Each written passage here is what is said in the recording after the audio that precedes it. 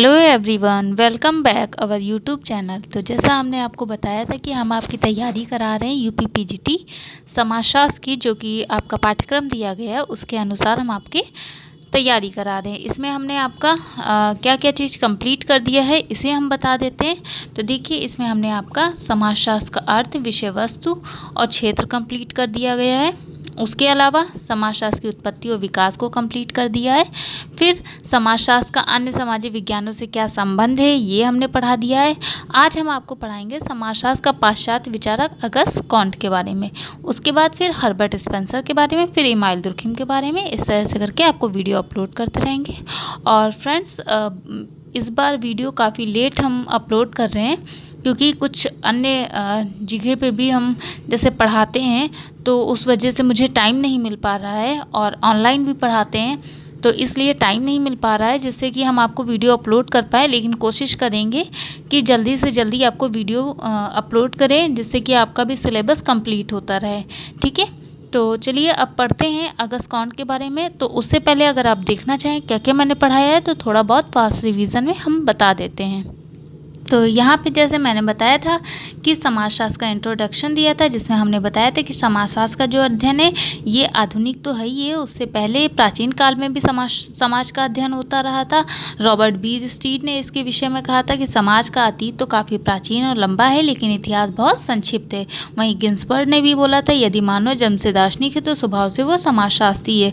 इसी आधार पर कह सकते हैं समाजशास्त्र क्या होता है, तो समाज के क्रमबद्ध व वैज्ञानिक अध्ययन को क्या कहेंगे, समाजशास्त्र कहेंगे। और हमने आपको बताया था कि समाजशास्त्र के अध्ययन करने से पहले हमें समाज को समझना होगा। तो समाज का क्या अर्थ होता है, तो व्यक्तियों के बीच जो सामाजिक संबंध पाए जाते हैं उसे क्या कहते हैं, समाज कहते हैं। समाज अमूर्त होता है, क्यों? क्योंकि सामाजिक संबंध हमें दिखाई नहीं पड़ते हैं। ठीक है, ये चीज़ बताया। तो उसके बाद हमने समाज की परिभाषाएं दी थी, ये सारी परिभाषा कहीं ना कहीं पूछी गई हैं।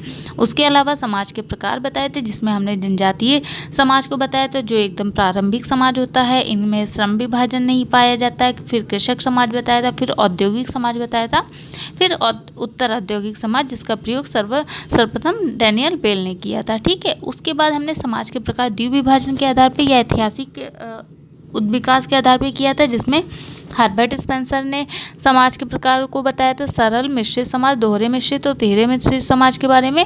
उसके बाद हमने बताया था आपको फ्रांसीसी समाजशास्त्री इमाइल दुर्खिम ने समाज का किस तरह से विभाजन किया, फिर एल.एच. मॉर्गन ने किया, फिर अगस्त कॉन्ट ने किया, जर्मन समाजशास्त्री ने, फिर कार्ल मार्क्स ने किस तरह से किया। उसके बाद हेनरी मैन ने द्विविभाजन, फिर मानव समाज और पशु समाज में अंतर किसने किया था, किंग्सले डेविस ने। ये हमारा वीडियो फर्स्ट जो होगा उसमें इतना मैंने आपको पढ़ाया था। उसके बाद सेकेंड वीडियो में मैंने अपलोड किया था समाजशास्त्र के जनक, जिसमें बताया था अगस्त कॉन्ट के बारे में कि इन्हें क्यों समाजशास्त्र के जनक कहा जाता है। इन्होंने सबसे पहले समाजशास्त्र का नाम, जो कि सामाजिक भौतिकी, सोशल फिजिक्स रखा था, उसके बारे में चर्चा किया था।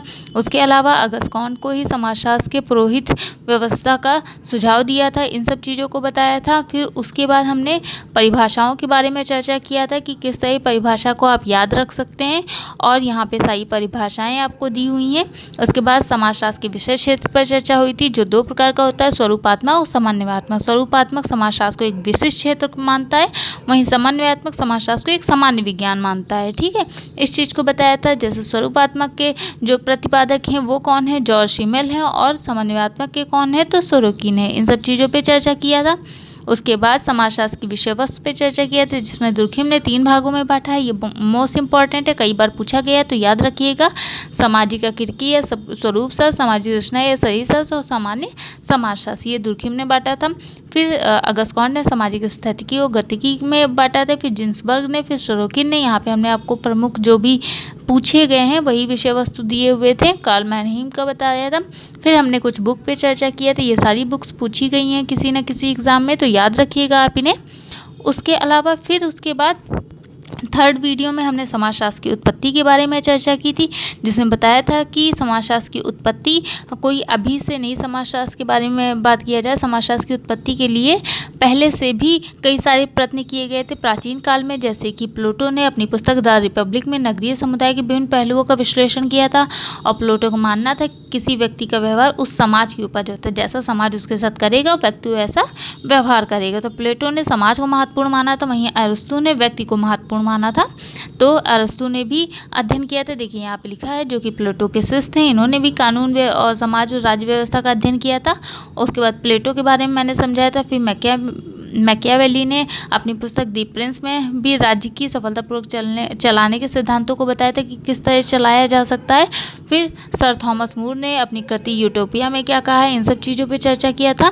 इसका काफ़ी विस्तार से मैंने वीडियो में समझाया हुआ है, आप उसे जाके पढ़ लीजिएगा।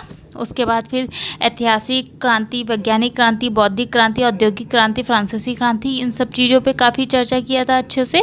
उन सब चीज़ों को आप देख लीजिएगा, ठीक है। किसे प्रबोधन युग कहते हैं, इन सब चीज़ों को बताया था। फिर कब कब समाजशास्त्र का अध्ययन किन किन विश्वविद्यालयों में हुआ। सबसे पहले येल विश्वविद्यालय में अमेरिका में हुआ था, फिर शिकागो विश्वविद्यालय में हुआ, फिर फ्रांस में हुआ, उसके बाद फिर आपका इंग्लैंड में हुआ, उसके बाद आपका फिर एशिया में अगर पूछा जाए सर्वप्रथम कहाँ हुआ, तो एशिया में सर्वप्रथम टोक्यो विश्वविद्यालय में हुआ था। फिर भारत में हमने समाजशास्त्र को 3 खंडों में बांटा था, जिसमें हमने बताया था कि किस तरह से समाजशास्त्रियों को 3 घंटों में बांट करके उन्होंने किस किस प्रकार से अध्ययन किया है, इन सब चीज़ों पर चर्चा किया था।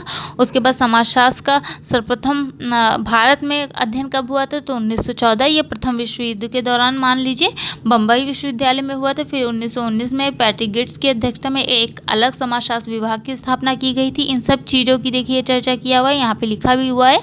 फिर लखनऊ विश्वविद्यालय में 1921 में हुई थी। फिर सारे आपको सब कुछ यहाँ पे बता दिया है कि दिल्ली विश्वविद्यालय में जैसे कि 1959 में हुआ था। तो जो भी चीज़ें पूछने वाली थी सब यहाँ पे आपको हमने दे दिया है। उसके बाद हमने बताया था समाजशास्त्र का अन्य सामाजिक विज्ञानों के साथ क्या संबंध है, इन सब चीज़ों को पढ़ाया था, ठीक है। तो यहाँ पे देखिए जैसे लिखा है कि अगस्त कॉन्ट के बारे में बात किया गया है, सोरोकिन के बारे में बात किया गया है, सब चीज़ें बताई है यहाँ पे। और उसके बाद समाजशास्त्र मनोविज्ञान का संबंध क्या है, समाजशास्त्र का अर्थशास्त्र से क्या संबंध है, इन सब चीज़ों को बहुत ही विस्तार से मैंने वीडियो में दिया है, तो आप जाके उसे पढ़ लीजिएगा। तो आज हम आपको पढ़ाएंगे समाजशास्त्र के पाश्चात्य विचारक, जिसमें सबसे पहले आपके पाठ्यक्रम में सिलेबस में दिया हुआ है अगस्त कॉन्ट के बारे में। तो अगस्त कॉन्ट के बारे में सबसे पहले जानते हैं उनके जीवन परिचय और रचनाओं के बारे में। जीवन परिचय में बात करेंगे तो सबसे पहले अगस्त कॉन्ट का नाम पूरा जानेंगे। तो Isidore Auguste Marie François Xavier Comte, ये इनका पूरा नाम था, ठीक है। इसे देख लीजिएगा, क्योंकि आपको अगर 1 नंबर ज़्यादा या कम होता है तो वो आपकी स्टडी की आप कितनी स्मार्ट तरीके से स्टडी करते हैं उस पर डिपेंड करता है। तो जैसे कि ये बहुत ही ईजी है, अगस्त कॉम्टे का सब नाम जानते हैं। अगर क्वेश्चंस बन जाता है कि अगस्त कॉम्टे का पूरा नाम क्या था, तो इसमें आप सभी लोग हो सकता है जिन्होंने बहुत स्मार्ट तरीके से तैयारी की होगी उनका सही भी हो जाएगा, हो सकता है कुछ लोगों का गलत भी हो। तो इन सब चीज़ों को थोड़ा सा ध्यान में रखिएगा कि इसिडोर अगस्त मैरिया फ्रैंकोइस जेवियर कॉम्टे, ये अगस्त कॉम्टे का पूरा नाम था। वहीं अगर जन्म की बात किया जाए अगस्त कॉम्टे की, इनका जन्म कब हुआ, तो अगस्त कॉम्टे का जन्म 19 जनवरी 1798 के में फ्रांस के मॉन्टपेलियर नामक स्थान में एक कैथोलिक परिवार में हुआ था। तो इतना ये कैथोलिक परिवार अगर ना भी याद रहे तो कोई मतलब नहीं है, लेकिन इनका जन्म जरूर कब हुआ था, 1798 में। कहाँ हुआ था, फ्रांस के मॉन्टपेलियर नामक स्थान पे हुआ था। तो अगर इनकी शिक्षा की बात की जाए तो कॉम्टे की जो शिक्षा थी, प्रारंभिक शिक्षा मॉन्टपेलियर में हुई थी। वहीं से इनके बौद्धिक प्रखरता, स्वतंत्र चिंतन का प्रमाण मिला। तत्पश्चात 1814 में इन्होंने फ्रांस के एक सर्वाधिक प्रतिष्ठित संस्थान इकोल पॉलिटेक्निक में प्रवेश लिया, लेकिन कुछ समय पश्चात इन्हें इकोल पॉलिटेक्निक से निकाल दिया गया था, ठीक है। उसके बाद अगस्त कॉन्ट का जो 1817 में इन्होंने 1814 में इकोल पॉलिटेक्निक में प्रवेश लिया। 1817 में ये सेंट साइमन से मिले, उसके बाद उनके सचिव व सहयोगी बन गए। लेकिन इनके विवादों व लेखकों में विवाद होने के कारण, जो लेखन करते थे उसमें विवाद होने के कारण सेंट साइमन और अगस्त कॉन्ट का 1824 में ये साझेदारी समाप्त हो गई। मतलब इन दोनों में विवाद हुआ, एक दूसरे से अलग हो गए सेंट साइमन और अगस्त कॉन्ट, ठीक है। अब इनकी अगर आर्थिक स्थिति की बात की जाए अगस्त कॉन्ट की कैसी थी, तो अगस्त कॉन्ट की आर्थिक स्थिति बिल्कुल ठीक नहीं थी। उनके पास आजीविका का कोई भी साधन नहीं था। कॉम्टे के जीवन में ऐसे अनेक दिन आए जब उन्हें भूखा एक दिन का भी भोजन नहीं मिला, ठीक है। उन्होंने अपनी परेशानियों के चलते मानसिक संतुलन भी खो बैठे थे, और एक बार उन्होंने पानी में डूबकर आत्महत्या करने का भी प्रयास किया था। तो देखिए अगस्त कॉन्ट एक ऐसे व्यक्ति जो आज इतने विख्यात है, जिनके बारे में हम सब पढ़ रहे हैं, तो एक समय उनके सामने भी ऐसी परिस्थितियाँ आई थी, जो उन्होंने पानी में डूब के आत्महत्या भी करने की कोशिश किया। इनसे ये सीख मिलती है कि चाहे कोई भी परिस्थितियाँ हों, लेकिन हमें कुछ दिन धैर्य रखना चाहिए। क्या पता आगे जो आने वाला समय है हमारे लिए बहुत अच्छा हो। इसलिए कुछ पल के लिए जो दुख मिलते हैं वो क्षणिक होते हैं, उनको अगर आप सह ले जाते हैं तो आगे के जो समय होता है वो काफ़ी अच्छा होता है।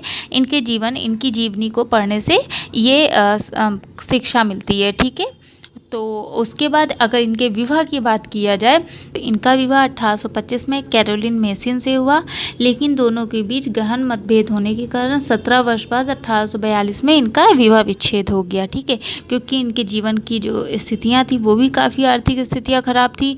तो जब कैरोलिन मेसिन के साथ इनका विवाह हुआ तो उसके बाद कई ऐसी स्थितियाँ आई जिसकी वजह से इन दोनों में मतभेद होता चला गया और 17 वर्ष बाद 1842 में इन्होंने विवाह विच्छेद कर लिया। वहीं जब इनका विवाह विच्छेद हुआ अगस्कॉन्ट का, तो 1844 में इनका परिचय एक महिला से हुआ जिनका नाम था डिवॉक्स। आप केवल डिवॉक्स ही याद रखिए, कोलोटाइल डिवॉक्स इनका पूरा नाम है।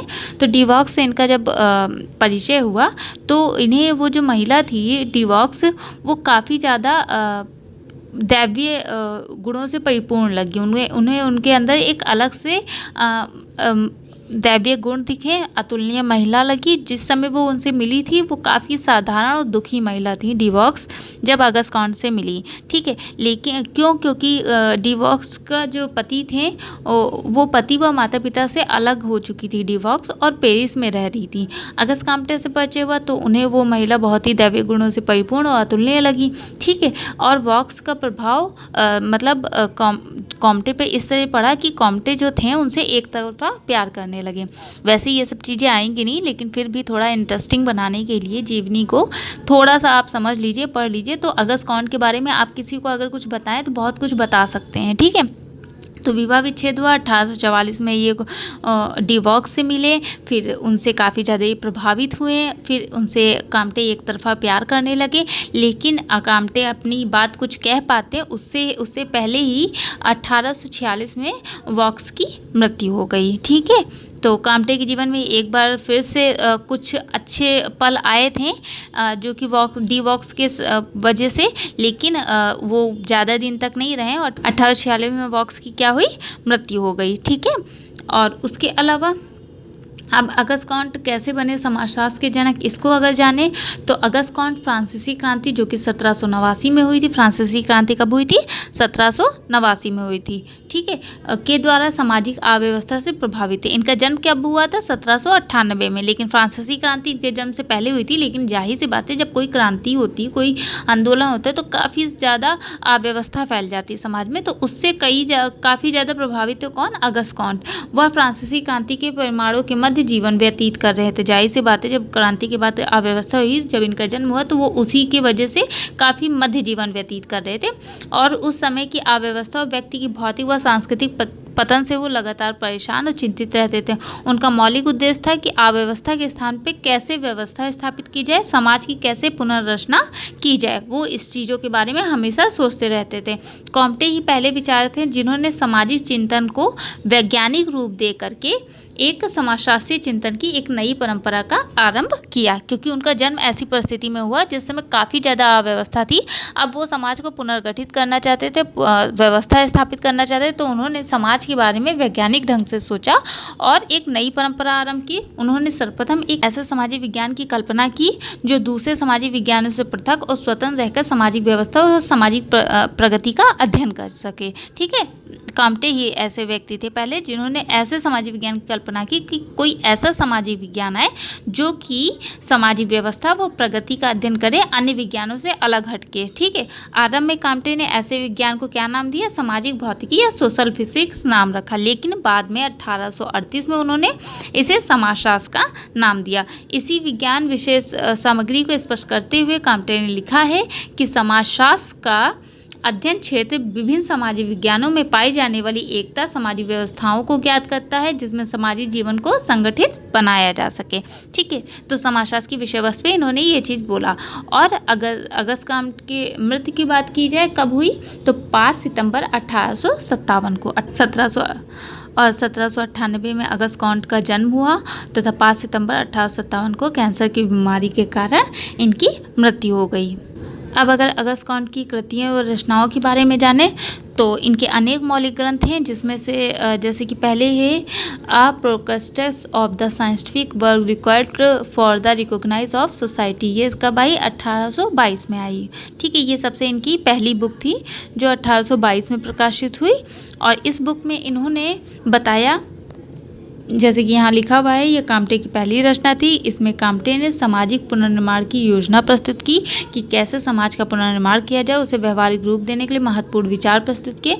और सेंट साइमन ने इस पुस्तक में भूमिका लिखी थी, क्योंकि ये सेंट साइमन से कब अलग हुए थे, 1824 में अलग हुए थे। और इनकी ये बुक कब प्रकाशित हुई थी, 1822 में प्रकाशित हुई। तो जाहिर सी बात है उस समय ये सेंट साइमन के साथ थे।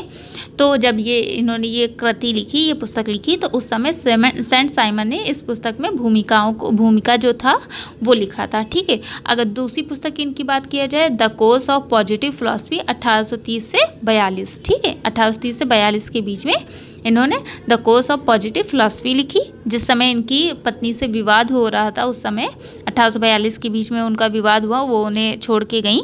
पहली पत्नी जिनकी बात कर रहे हैं, मतलब दूसरी तो वो उनकी मतलब एक तरफा प्यार था डिवोर्स से, लेकिन जब इनकी पत्नी से उसी समय इन्होंने ये पुस्तक लिखी, the course of positive philosophy.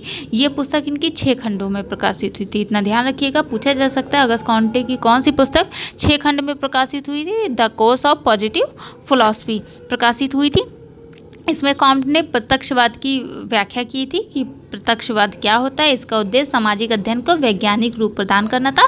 इस पुस्तक के अपने चिंतन में इन्होंने 3 स्तर, विज्ञानों का वर्गीकरण, समाज की प्रकृति और आवश्यकता तथा आदि का उल्लेख किया। और इनकी ये जो रचना थी सर्वाधिक उपयोगी और महत्वपूर्ण थी, पॉजिटिव। ठीक है, इसी में इन्होंने जो त्रिस्तरीय नियम होते हैं और विज्ञानों का संस्करण है, इसी में इन्होंने बताया था। ठीक है, तो पूछा जा सकता है विज्ञानों का संस्करण त्रिस्तरीय नियम किसने, कोर्स ऑफ पॉजिटिव फिलॉसफी में।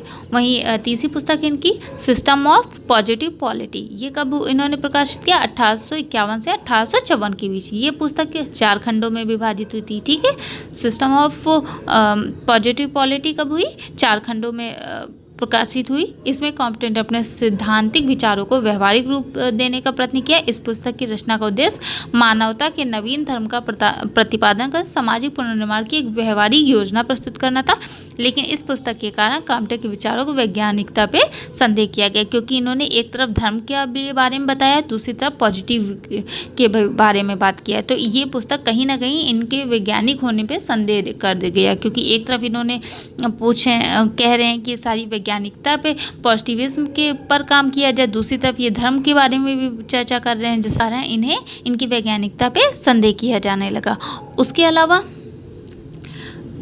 जॉन स्टुअर्ट मिल ने लिखा है कि इस पुस्तक में कॉम्टे ने अपने वैज्ञानिक चिंतन की स्वयं ही निर्ममता से हत्या कर दी है। इस पुस्तक में जहाँ एक तरफ उन्होंने वैज्ञानिकता की बात की, वहीं उन्होंने धर्म की ऐसी बात किया है कि इन्होंने इस विषय पे जॉन स्टुअर्ट मिल ने लिखा है कि इन्होंने अपने वैज्ञानिक चिंतन की निर्ममता से हत्या कर दी है। ऐसा प्रतीत होता है कॉम्टे ने अपनी महिला मित्र डिवॉक से प्रभावित होकर मानवता के धर्म को सामाजिक पुनर्निर्माण का मुख्य आधार मानना आरंभ कर दिया, क्योंकि जब वो उनसे मिले थे तो जाहिर सी बात है, हमने आपको बताया था वो काफ़ी उनका दैवीय गुणों से वो प्रभावित हुए थे।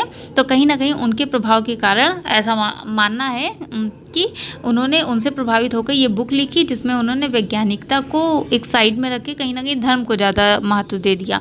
तो इस कारण बोला गया जॉन स्टुअर्ट मिल ने कि वैज्ञानिक चिंतन की स्वयं निर्ममता से हत्या किया है अगस्त कॉम्टे ने इस पुस्तक में।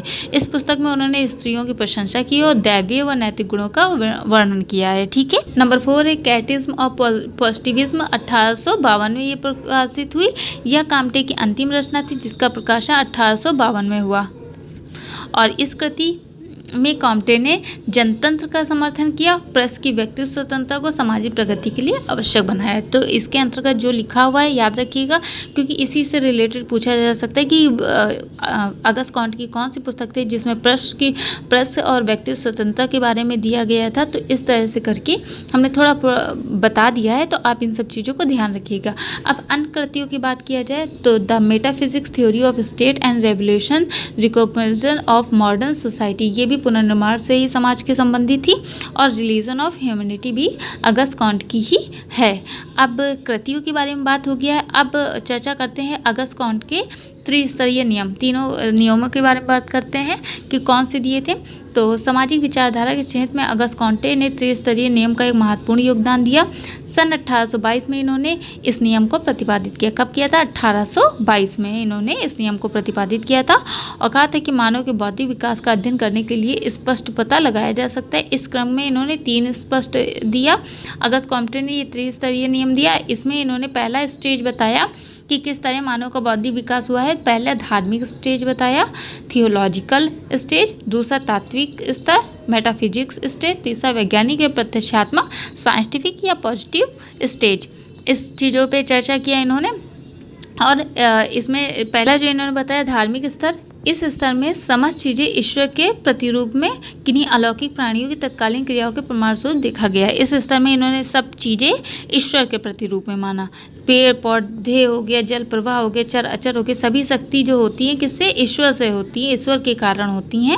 और देवी देवताओं पे इसमें विश्वास किया जाने लगा और इस कारण अगस्त कॉम्टे ने इस स्तर को 3 उप स्तरों में बांटा। ठीक है, धार्मिक स्तर को 3 उप स्तरों में बांटा, जिसमें पहले इन्होंने बताया जीवित सत्तावाद, दूसरा बहुदेववाद, तीसरा अद्वैतवाद। जीवित सत्तावाद में इन्होंने बताया कि प्रत्येक चीज़ में एक जीवित सत्ता का अनुभव किया गया है और उसी के अनुसार अनेक जादू टोनों पर विश्वास किया जाता है कि हर चीज़ जीवित है, उसी के अनुसार जादू टोना बन गए। दूसरा इन्होंने बताया बहुदेववाद। इसमें बताया कि मनुष्यों का जो मस्तिष्क है अधिक सुसंगठित होता है, इस कारण अनेक देवता और जादू टोना आदि से मानव परेशान हो जाता है और उन्हें सम्मिलित रूप से देखने की भावना उत्पन्न हुई, जिसके फलस्वरूप जीवन के विभिन्न पहलुओं संबंधी एक देवी देवता का जन्म हुआ, जैसे बहुदेववाद। मतलब हर चीज़ों से संबंधित एक देवता मान लिए गए या देवी मान ली गई, उनकी पूजा की जाने लगी। जब पहले क्या होता है, जादू टोना होता, हर चीज़ का जादू टोना। जब उससे व्यक्ति परेशान हुआ तो फिर क्या हुआ, देवता को, तो हर चीज़ों का देवता अलग अलग हो गया। जैसे सूर्य देवता हो गए अलग, इंद्र देवता अलग हो गए, इन सब चीज़ों का अलग हो गया। ठीक है, फिर अद्वैतवाद में क्या हुआ, परंतु इन अनेक देवी देवताओं के कारण मानसिक उलझने बढ़ती नहीं। इस कारण मनुष्य अपने समस्त चिंतन को एक श्रद्धा विश्वास अनेक देवी देवताओं में ना बांट के एक ईश्वर अपनी समस्त श्रद्धा विश्वास आदि में निछावर करने के लिए उन्मुख हो गया। यही अद्वैतवाद की स्थिति है। तो जब वो पहले जादू टोना किया, फिर उससे परेशान हुआ तो उसने बहुदेववाद मतलब बहुत सारे देवी देवता मानने लगे। जब बहुत सारे देवी देवता माने तो उनसे उसके चिंतन में काफ़ी उलझने पैदा हुई। तो उसने क्या किया मनुष्य ने कि सभी ईश्वर को एक मान लिया कि ईश्वर एक है, उस श्रद्धा और उस पर विश्वास करने लगा और आगे बढ़ता चला गया। उसके बाद इसी के बाद दूसरी अवस्था आई तात्विक स्तर। और तात्विक स्तर में इसे सामाजिक विकास की भावनात्मक या अमूर्त अवस्था के नाम से भी जाना जाता है। ठीक है, तो अगर कभी आ जाए कि किसने भावनात्मक या अमूर्त अवस्था को माना है तो अगस्त कॉम्टे ने माना है, या फिर तात्विक स्तर को क्या बोला जाता है तो समाज की भावनात्मक या अमूर्त अवस्था के नाम से जाना जाता है। इसमें क्या होता है, इसे धार्मिक या प्रत्यक्षवाद के मध्य की अवस्था भी कहते हैं। तो ये भी पूछा जा सकता है कि धार्मिक और प्रत्यक्षवाद के मध्य की अवस्था किसे कहते हैं, तो तात्विक स्तर को कहते हैं। इसमें हम प्रथम अवस्था का संशोधन भी कह सकते हैं। इस अवस्था में मनुष्य का मस्तिष्क विकसित हो जाता है और उसमें तर्क शक्ति का विकास होने लगता है। जैसे कि तात्विक से समझ में आ रहा होगा, इसमें क्या होता है, मनुष्य का मस्तिष्क का विकास होता है और तर्क की अवस्था विकसित होने लगती है। और इस स्तर में उसके मन में अनेक सवाल उठने लगते हैं, जैसे ईश्वर कैसा दिखता है, वो कहाँ है, वो क्यों है, इन सब चीज़ों पे विचार करने लगते हैं। मनुष्य कॉम्टे के अनुसार मस्तिष्क यह मान लेता है कि अलौकिक शक्ति की अपेक्षा अमूर्त शक्तियाँ यथार्थ सत्ता में सभी जीवों के अंतर्निहित व समस्त घटना चक्र में उत्पन्न करने वाली शक्ति को रखता है। तो मतलब पहला धार्मिक स्तर आया, दूसरा तात्विक की तर्क वितर्क इंसान करने लगा, फिर तीसरा इसी तर्क वितर्क के आधार पे तीसरी अवस्था है वैज्ञानिक या प्रत्यक्षात्मक अवस्था। इस अवस्था में प्रत्यक्षात्मक या वैज्ञानिक अवस्था का नाम दिया इसमें ये बात कही गई कि हम जिस भी वस्तु को जिस भी रूप में देखते हैं उसे ही वैज्ञानिक चिंतन कहते हैं। इस अवस्था में वैज्ञानिक के नाम पर सिर्फ उन्हीं तथ्यों को स्वीकार किया जाए जो प्रत्यक्ष रूप से देखे जाएं। इस स्तर में मानव का मस्तिष्क पूर्णतः विकसित हो जाता है। इस अवस्था में मनुष्य की भौतिक घटनाओं की बुद्धि का सहायता से सोचने का प्रयास करते हैं। तो प्रत्यक्षात्मक अवस्था में क्या किया गया कि हम जिन भी चीज़ों को देखेंगे उन्हीं पर विश्वास करेंगे। तो देखिए, पहली अवस्था जो कि धार्मिक अवस्था थी, इसमें माना गया कि देवी देवताओं और टोना टटका को माना गया। फिर उन सबसे ऊब करके व्यक्ति क्या करने लगा, उस पर विश्वास करने लगे तर्क वितर्क में कि अगर ईश्वर है तो कहाँ है, कैसा दिखता है, इन सब चीज़ों पे चर्चा किया जाने लगा। और उसके बाद तीसरी अवस्था, जब उन सब चीज़ों से इंसान ने थोड़ा सा ज्ञान की वृद्धि हुई, तो फिर प्रत्यक्षात्मक कि हम जिन भी चीज़ों को देखेंगे उसी पर विश्वास करेंगे। ठीक है, तो ये अगस्त कांट के त्रिस्तरीय नियम थे। उसके अलावा अब एक्स्ट्रा नॉलेज में थोड़ा देख लेते हैं, जैसे कि सोशियोलॉजी बुक किसकी है, टी.बी. बॉटमोर की। मास्टर ऑफ सोशियोलॉजिकल थॉट किसकी है, L.A. कोजर की है। The structure of social action किसकी है, टॉलकॉट पर्सन की है। Sociology theory it's nature and growth किसकी है, निकोलस एफ टेमरशेफ की है। Main character in sociology thought किसकी है, एरो रेमंड की है। और द डिक्शनरी ऑफ सोशियोलॉजी किसकी है, गॉर्डन मर्शल की है। और द मेकिंग ऑफ सोशियोलॉजी किसकी है, रोनाल्ड फेल्चर की है।